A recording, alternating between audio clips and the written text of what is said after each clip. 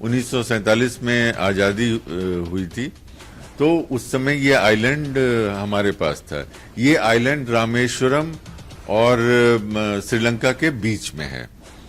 करीब 285 किलोमीटर का ये आइलैंड है।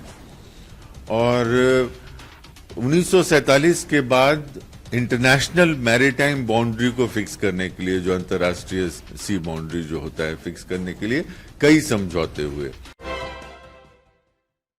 नमस्कार, स्वागत है आपका सिटी पोस्ट लाइव में। मैं हूं मुस्कान और आपको बता दें कि अभी एक इशू काफी हाईलाइट हुआ है। पीएम मोदी परसों ट्वीट करके बताए हैं लोगों को कि जो कच्चा तीवू आइलैंड है वो कांग्रेस ने 1974 में श्रीलंका को दे दिया था। और मुझे ये भी पता है कि आप भी वंचित होंगे इस पूरे कंट्रोवर्सी से कि ये कहां से आइलैंड आया और अचानक इस मुद्दे को कैसे लाया गया है। तो उस पर हमारे साथ बातचीत करने के लिए है राजद के राष्ट्रीय प्रवक्ता करुणा सागर। चलिए उनसे जानते हैं इसके बारे में कि ये आइलैंड कहां था, कैसे गया और अभी इसको कैसे मुद्दा बनाया गया है। इस पे बातचीत करने के लिए हमारे साथ है सर। स्वागत है आपका हमारे चैनल में। थैंक यू मुस्कान।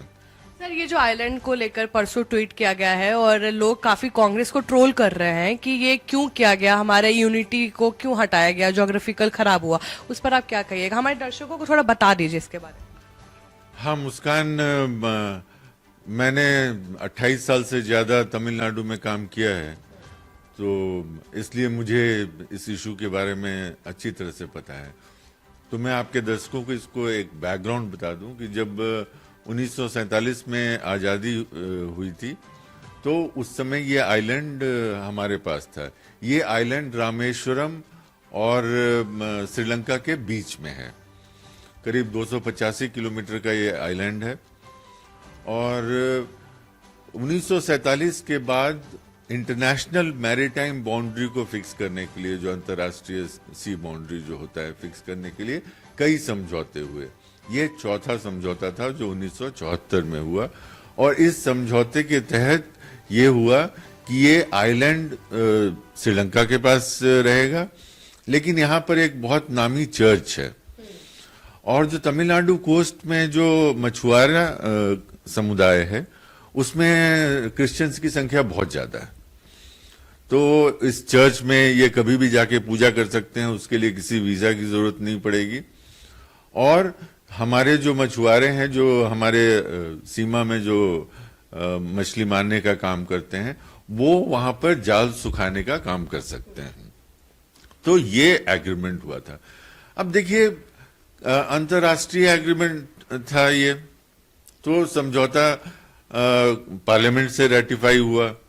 बाद में यह मामला सुप्रीम कोर्ट भी पहुंचा और सुप्रीम कोर्ट में उस समय के अटॉर्नी जनरल जो रोहतगी साहब थे, उन्होंने कहा था कि अगर अब लेना है आइलैंड तो वॉर होगा तो ही ले पाएंगे। तो इसलिए ये जो मुद्दा है, देखिए 6 साल वाजपेयी जी की सरकार रही, पिछले 10 साल से नरेंद्र मोदी जी की सरकार है, तो लगभग 16 साल से ये सरकार में रहे हैं, लेकिन इसके बावजूद इस पर कोई पहल नहीं किया गया। अब ये बात आती है कि ये मुद्दा अभी उठाया क्यों जा रहा है। तो देखिए, ये समझने के लिए तमिलनाडु में बीजेपी का जनाधार बिल्कुल नाम के बराबर है। और उनका जो मुख्य सहयोगी दल था एआईडीएमके, वो भी उनके साथ नहीं है।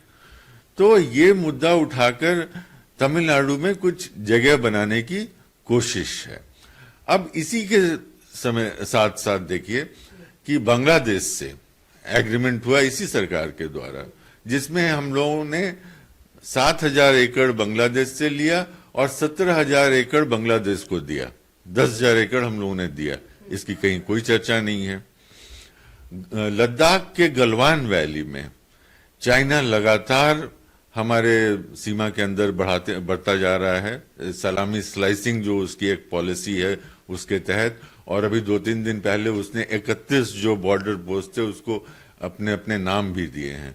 और आप अगर लद्दाख के जो ये जो शेफर्ड्स हैं, जो लोग बकरी भेड़ चराने का काम करते हैं, उनसे पूछिएगा तो वो बताएंगे कि उनका चरागाह लगातार कम होता जा रहा है, लेकिन इस पर कहीं कोई चर्चा नहीं होती है।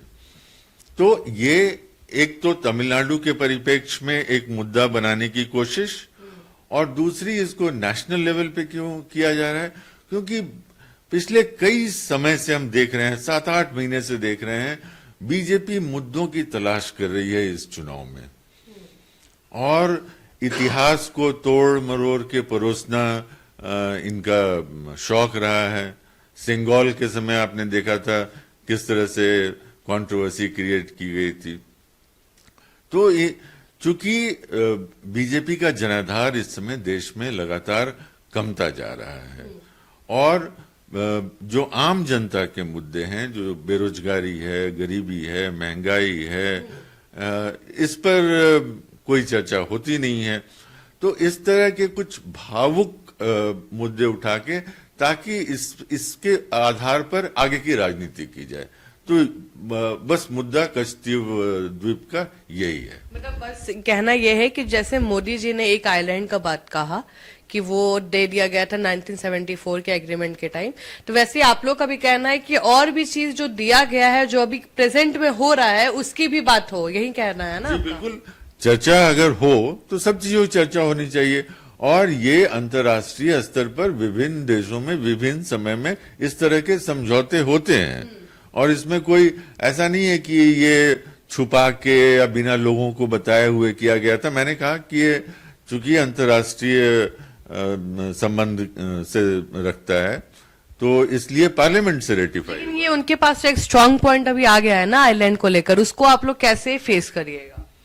देखिए, हमारा ये कहना है कि ये तो 1974 में एक बात हुई थी, और उसके बाद से देखिए, बांग्लादेश के बारे में हमने आपको बताया, और चाइना के बारे में आपको बताया, और चाइना पर ये चर्चा भी नहीं करना चाहते हैं, जबकि अभी लद्दाख की ये हालत है कि वहाँ जो सोनम वांगचुक, जो वहाँ के सिविल राइट्स एक्टिविस्ट हैं, वो पिछले 1 महीने से फास्ट पर बैठे हुए हैं कि लद्दाखियों के साथ नाइंसाफी हो रही है। तो लद्दाखी जो शेफर्ड्स थे, जो जाते थे, वो इस बात की पुष्टि बार बार कर रहे हैं कि चाइना लगातार हमारी टेरिटरी में घुसता आ रहा है, और इस पर चर्चा नहीं होती है। तो अगर इसकी चर्चा हो रही है, तो वहां उसकी भी चर्चा होनी चाहिए। चलिए, आपको एक बात बता दें कि मुद्दा दोनों पार्टी उठाती है, विपक्ष भी और केंद्रीय पार्टी, ये बिल्कुल आम चीज है।